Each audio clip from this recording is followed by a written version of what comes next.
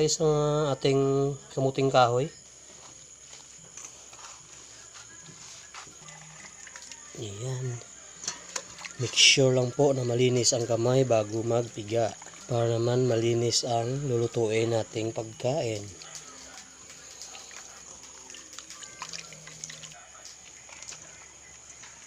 Guys, pigain na natin ang pangalawang gata. Guys, ilagay na natin ang huling piga. Guys, ilagay na natin ang asukal. Guys, punasan naman natin ang dahon. Hindi ga.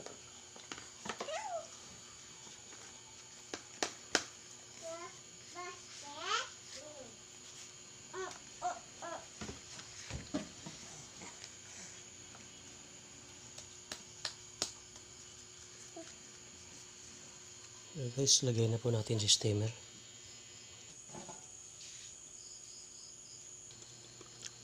Kain mga idol.